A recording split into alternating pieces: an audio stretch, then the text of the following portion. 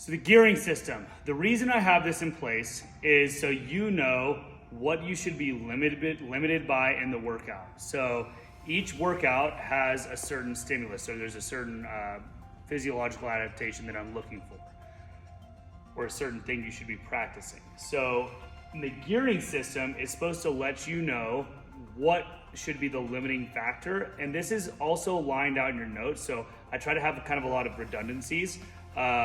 But the notes lay this out. It should lay every workout and every piece that we do. I try to do a good job of really, conveying what you should be working on, how they should feel for you, how many reps you should be able to do in a row, all that type of stuff. But this is just a kind of a second reminder. So when you see a workout, you'll typically see like whatever, X Metcon, here's the RX Plus version, here's the time cap, and here's the gear, all right? So the gear just means, let's talk about a gear 3 first. This does not mean slow or fast. I don't want you to think slow or fast or hard or easy, right? Some of the hardest workouts I've ever done in my life are a gear 1 as well as a gear 3. That has no bearing on whether they're hard or easy. So don't get in the mindset of that. A gear 3 just means that you are 0% limited by the difficulty of movement at hand. So a perfect example of this, a gear 3 workout. Let's say AMRAP 50 burpees, 800 meter run, 50 box jumps, 800 meter run. AMRAP 50, all right? That would be a kick in the absolute balls workout, but the movements aren't that difficult, right? You're never gonna fail a burpee, you're never gonna fail another step with a run, and let's just say these are low box jumps, okay? So the difficulty of movement is pretty fucking low. You're just absolutely suffering from how tired you are. That's a gear 3. Now on the opposite side of the spectrum, let's go gear 1.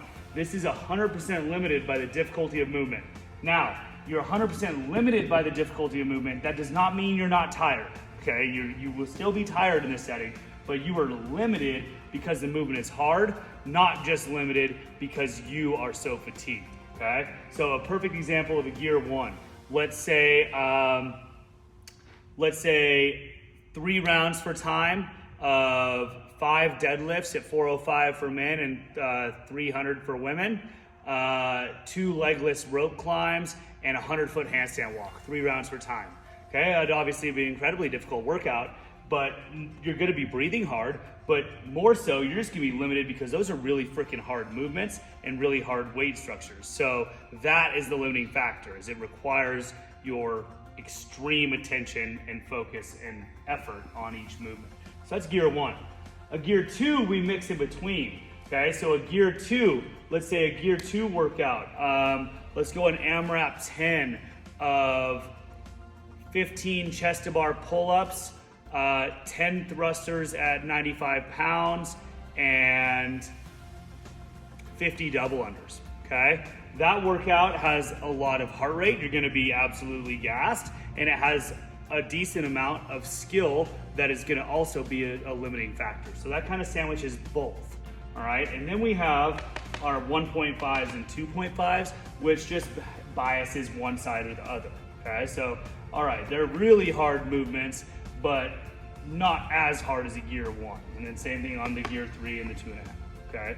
So that's also taken out, like you can take that into context and everybody kind of feels differently when you look at a workout. But ultimately, when you get done with that workout, if it kind of matches the gearing thought process, if you get done with that workout and you feel like, damn, it was supposed to be gear 2 and a 2.5, but I spent all my time just sitting there standing at the pull-up bar and I couldn't do any more chest to bar, you weren't in a gear 2.5, okay? If you just hit muscle failure on something and you can't do a skill anymore, you're no longer in the higher gears, and then you just file that away for later and know, hey, I bit off more than I can chew with that. That's not the correct gear for me.